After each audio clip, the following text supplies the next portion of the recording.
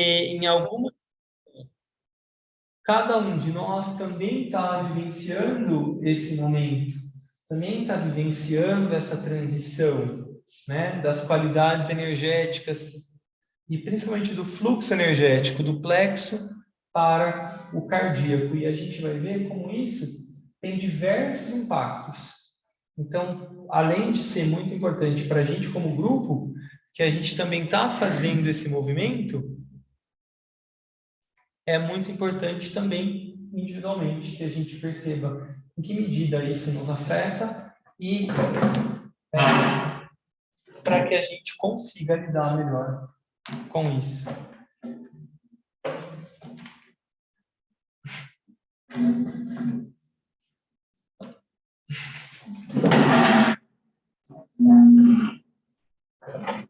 Então, a gente começa com a quarta lei de cura.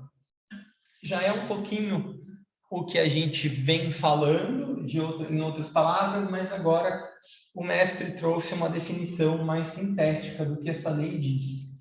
E ela diz: a doença física ou psicológica tem suas raízes no bem, no belo e no verdadeiro. Então, isso já é uma mudança grande de paradigma para a gente, né? A gente tende a achar a doença como algo ruim, porque ela traz desconforto, dor, mudanças, né? Mas olha o que o mestre diz: ela tem suas causas, suas raízes no bem, no belo e no verdadeiro. Nada mais é a doença do que o reflexo distorcido das possibilidades divinas. Olha só que interessante.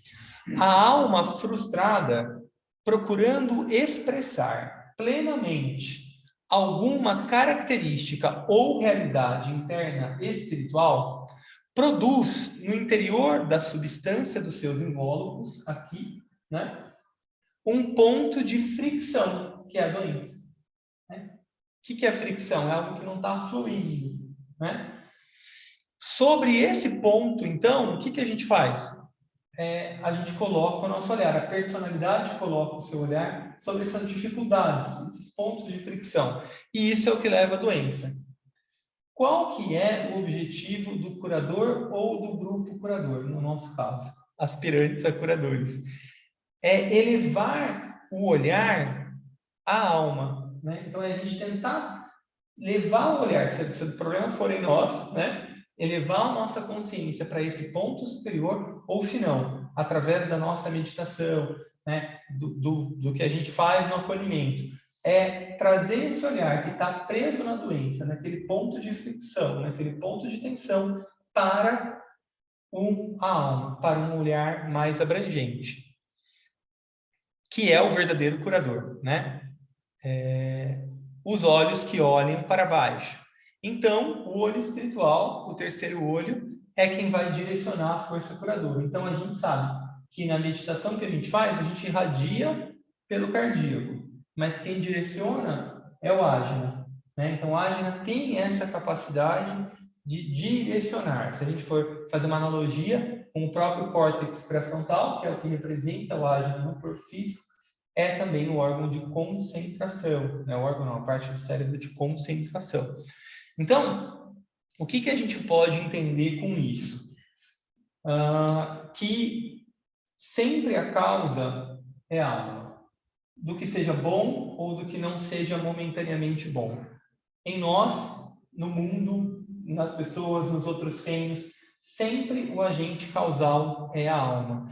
E a alma vai se utilizar, então, dos recursos que ela tem disponíveis para exercer o seu propósito. Qual que é o propósito da alma? É desenvolvimento de consciência. Então, se aquele ser está limitado na nossa... Vamos pensar em nós, né? Se a gente não está conseguindo expressar o nosso potencial de alma, por qualquer que seja, uma limitação emocional, crenças mentais, hábitos físicos que não permitem essa expressão, isso vai ser provocado pela alma, um ponto de fricção ou uma doença, para que então, né, a gente consiga transferir o olhar dessas dificuldades para a alma. Então, invocar a alma para que ela possa se expressar através desses pontos que estão aí obstruindo ou, como o mestre disse, frustrando a sua expressão. Então, é muito importante que a gente tenha esse olhar, porque isso faz muita diferença em todas as pessoas que chegam até nós com diversos problemas, né? Então, a gente às vezes tende a ficar com dó, ou a gente tende a, né? Que é natural, a gente foi ensinado assim. Mas sempre é bom a gente lembrar que o que está acontecendo ali tem como causa, como agente causal, a própria alma daquele ser. Então, se a alma manifestou uma doença, é porque aquela pessoa, por pior que pareça estar, tem condições de fazer esse link com o que está em cima, né? E aí, então, a partir desse contato um pouco mais consciente com a alma, começar o processo reverso. Então, no fim das contas, quando uma doença, uma desarmonia, uma dor aparece, significa que aquele ser está pronto para dar um passo, uma mudança de consciência. Se a alma não cria essa doença, muitas vezes aquele padrão emocional e mental vai se repetindo, porque infelizmente, ou felizmente, a inércia é uma das leis que regem a matéria, e ela também rege a nossa personalidade. A gente tende a manter uma constante, o mesmo movimento.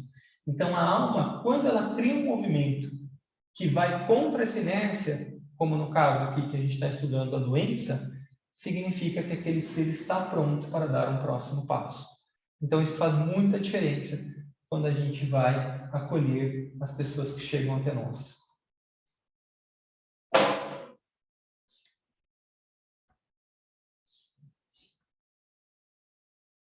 E aí, então, linkado com isso, né, por que o mestre colocou essa lei junto com a doença dos discípulos?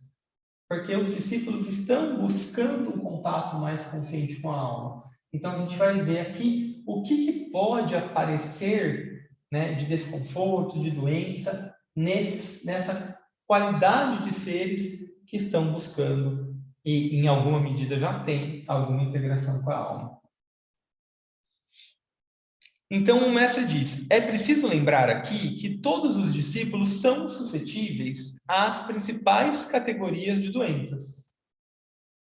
Talvez a gente pudesse achar que uma pessoa que já está um pouco mais adiantada no caminho não vai ter certos tipos de doenças. Então, também é um preconceito que às vezes a gente tem, né? E aqui a gente vai ver que é justamente o contrário. Por quê? Porque os discípulos estão tentando tornar-se um com a humanidade. Isso inclui, portanto, todos os males dos quais a carne é herdeira. Vou continuar um pouquinho que vai fazer mais sentido. Eles, os discípulos, talvez não sucumbam à fraqueza do homem comum, mas é preciso lembrar que as doenças cardíacas e nervosas constituem seu maior problema. Então, como o discípulo é alguém que está procurando se integrar com sua própria alma, e a alma dele é una com todas as almas, então é um caminho de desenvolvimento da compaixão, principalmente se esse discípulo ou grupo de discípulos for de segundo raio, que é o raio do amor e sabedoria, e que é o raio do Salvador do mundo, o Bodhisattva, né? O instrutor do mundo é sempre um ser de segundo raio. Então, especialmente os seres que estão trabalhando como almas com o segundo raio, têm uma tendência maior em seu desenvolvimento a vivenciar a compaixão. Então, à medida que sua consciência vai se expandindo e vai abarcando círculos concêntricos cada vez maiores, esse sentimento de responsabilidade pelo outro ou pelos outros, em alguma medida, num primeiro momento, até que isso se adapte, se adeque e que venha como consciência, traz um tipo de identificação com as dores do mundo. Então, sim, é possível que um discípulo venha a ter doenças que são comumente atingem outras pessoas. Só que, como o mestre disse, isso, em geral, não vai fazer com que ele venha a adoecer mais gravemente ou que venha a desencarnar por conta dessas doenças. Porque não estão em sua causa, a causa não está neles, né? Eles não precisam dessa doença para desenvolver a consciência. Ela é fruto justamente dessa consciência que vai se identificando cada vez mais com as dores da humanidade. Então, isso vai atingi-lo, mas não vai ficar por muito tempo, não vai ser tão grave. O que vai ser mais grave, o que vai aparecer mais são doenças cardíacas e nervosas. Por quê? Porque vão ser resultados do contato com a alma. Então, à medida que esse contato da alma vai sendo construído, a alma vai irradiando sua potência, isso vai trazer um desconforto. E esse desconforto pode ser sentido no coração, porque o chakra cardíaco é o chakra do amor. Então, à medida que a gente está aprendendo a amar como os grandes seres, o nosso cardíaco está em desenvolvimento.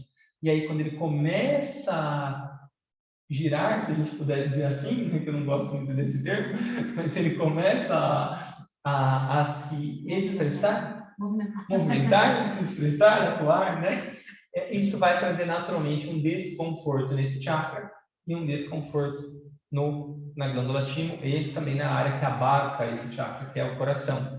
E a gente vai ver depois também que essas doenças ditas nervosas, também, porque quais são os dois centros que estão entrando cada vez mais em atividade na vida discipular? Primeiro é o coração e mais para frente, num processo mais avançado, é o chakra da coroa. E aí, então, entrando pelo chakra da coroa, a gente vai ver que tem um nervo que chama nervo vago, que ele permeia todos os nossos chakras, então é muito louco, né? Os órgãos, quer dizer, né? Que os chakras estão etéricos, os órgãos e glândulas. E aí, então, ele também vai receber uma influência a partir desse chakra da coroa, e aí, então, ele vai provocar um certo desconforto aí em todas as glândulas, mas isso também, claro, é um processo, né, que vai acontecer e que, né, é uma adequação. O indivíduo, conforme ele vai lidando com isso vai passando, né? São dificuldades transitórias e que a gente tem que lidar com elas. Então, ele diz assim: em relação a isso, os discípulos podem ser divididos em dois grupos principais. Aqueles que estão vivendo acima do diafragma, portanto, são predispostos às enfermidades do coração, da tireoide e da garganta, porque a vibração já está mais aqui em cima, né? E aqueles que estão em processo de transferir as energias dos centros abaixo do diafragma para o coração, né? Para os centros acima dele, mas principalmente para o cardíaco. A maioria dos discípulos está atualmente transferindo as energias do plexo para o coração. E a agonia mundial está acelerando esse processo. Então, tudo isso que a gente vê de guerra, Covid, destruição, fome, pobreza, tudo isso faz parte desse processo. E, em alguma medida, até acelera essa transferência. A gente não quer que ninguém tenha sofrimento, mas como parte da humanidade que somos, isso também reverbera em nós. Aí, o que vai ser muito comum, né? Problemas estomacais, hepáticos e respiratórios acompanham esse processo de transferência. De novo, vai ser muito difícil a pessoa vir a desencarnar ou ter algo mais grave, porque são efeitos e não causas. São efeitos dessa transferência e não a causa em si, tá? Você quer continuar? Quero saber. No meu faltam 3 para as 8. Tá. Meu faltam 7. 53 no meu.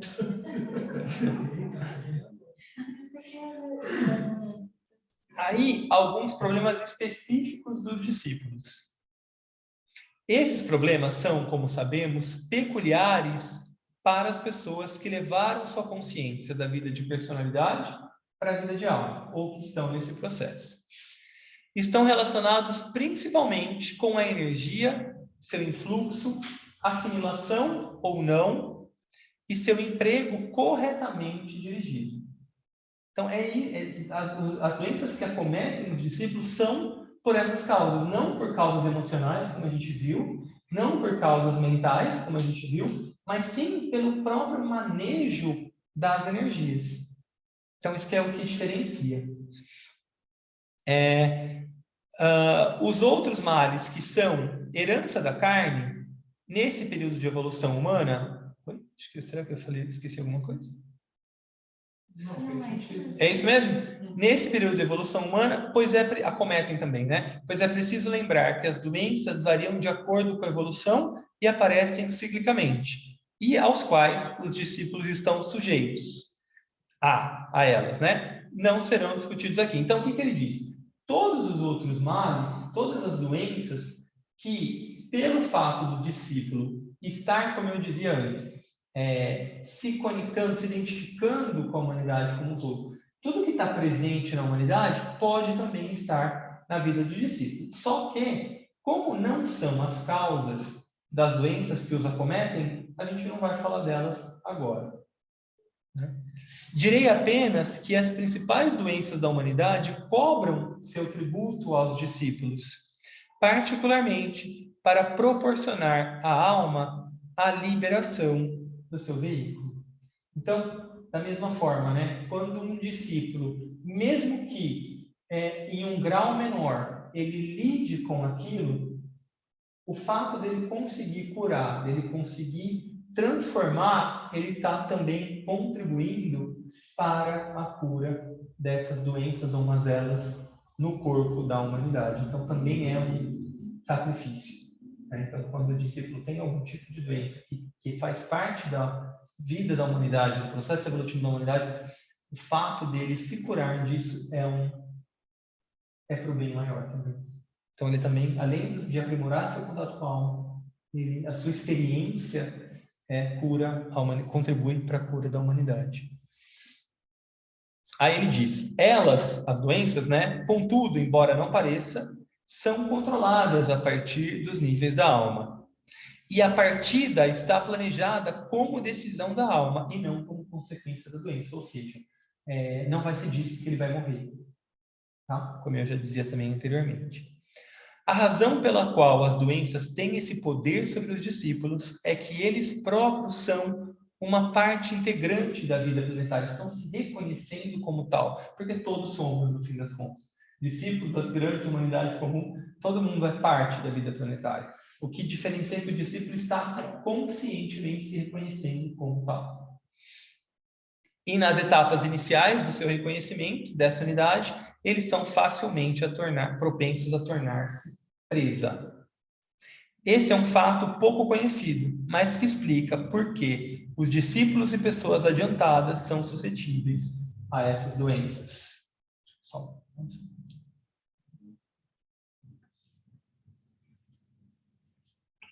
Então, aqui também eu vou passar meio rapidinho, porque eu já tinha falado. Tem 4 categorias principais de problemas, então, que atingem os discípulos comumente. Aqueles relacionados com o sangue, porque o sangue representa a vida da alma aqui no plano material. Então, eles têm efeitos específicos sobre o coração, que é quem governa a vida do sangue aqui na matéria. Mas geralmente apenas de natureza funcional. As doenças orgânicas do coração surgem de causas mais profundamente arraigadas. Então,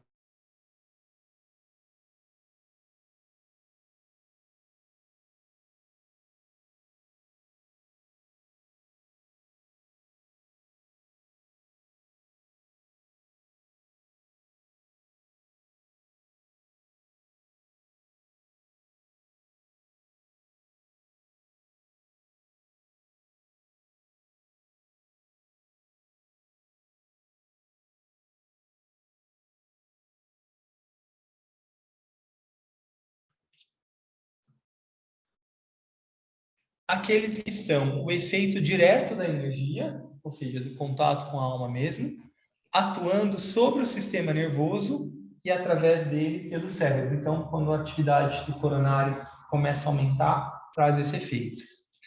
Aqueles que estão relacionados com o sistema respiratório, bem, a gente viu que as doenças respiratórias também significam a transição da polaridade do emocional para o mental, que é isso que um aspirante, um discípulo estão fazendo.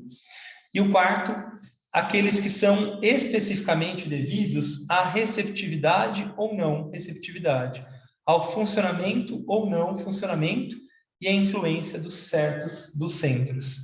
Eles se distribuem em 7 grupos, 7 chakras, afetando as 7 principais áreas do corpo.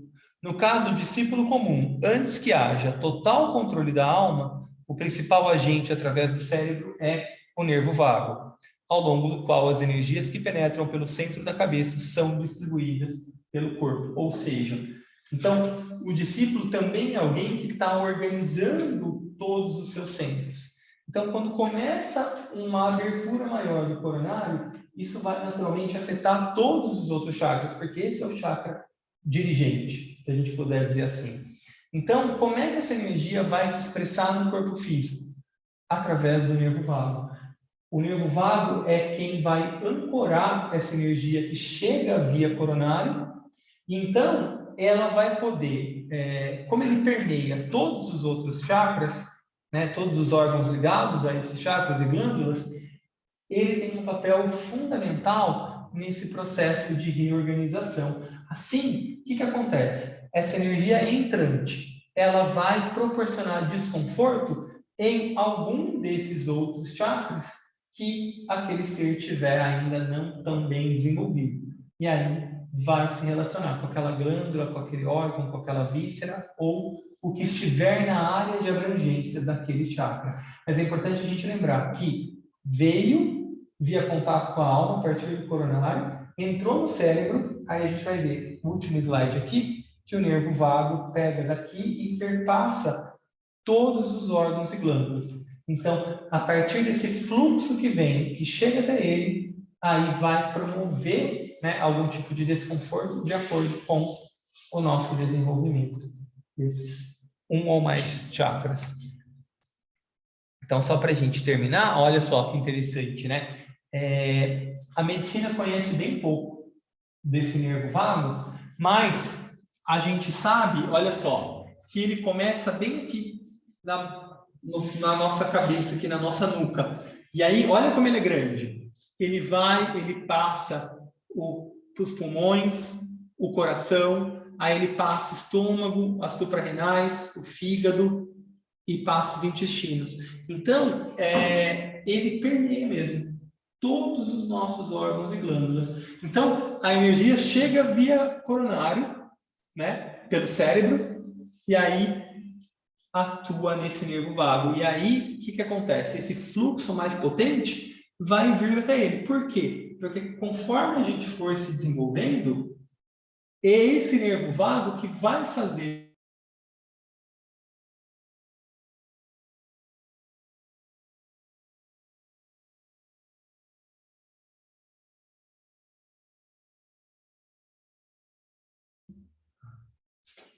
por isso que ele é tão importante. Então, e também é por isso que, como essa energia vai chegar aqui, em qualquer um dos pontos onde ela não estiver muito fluida, aí vai trazer desconforto.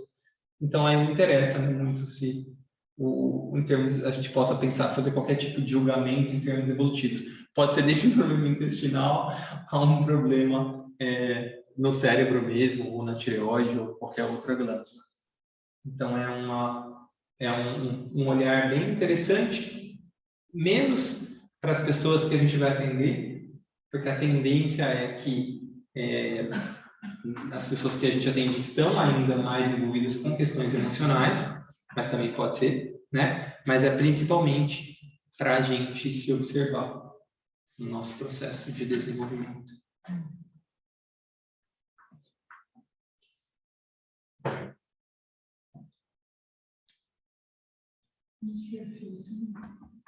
É muito, né? É uma inteligência muito superior à nossa, né? Pessoal, a gente teve alguns problemas, eu acho, né? Com a conexão. Deu uma travada. Bom, vamos ver depois a gravação, como é que ficou, porque esse tema é muito interessante. E na próxima semana eu não estarei aqui, mas eu penso que dá para a gente continuar esse...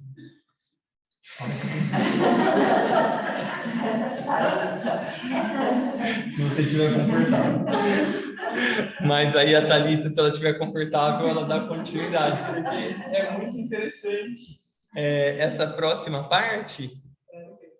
porque ele vai falar aqui, o mestre, de como a vida de um discípulo impacta, não só a saúde, mas impacta o meio ambiente onde ele vive, os desconfortos que aparecem, porque primeiro é inconsciente, depois a presença dele traz uma potência que, se for conscientemente dirigida, imprime mudanças, e eu tenho certeza que cada um de nós, em maior ou menor grau, tem essa percepção, né, de que às vezes quando a gente chega num lugar, as estruturas se modificam, né, para o bem ou para o mal, consciente ou inconsciente, mas esse é um tema super relevante para a gente perceber, né, o impacto que a nossa vida traz no mundo, né, e quanto mais consciente a gente tiver disso, melhor a gente pode fazer um uso disso.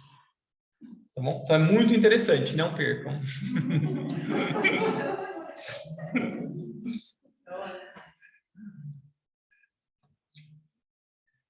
Parar a gravação aqui.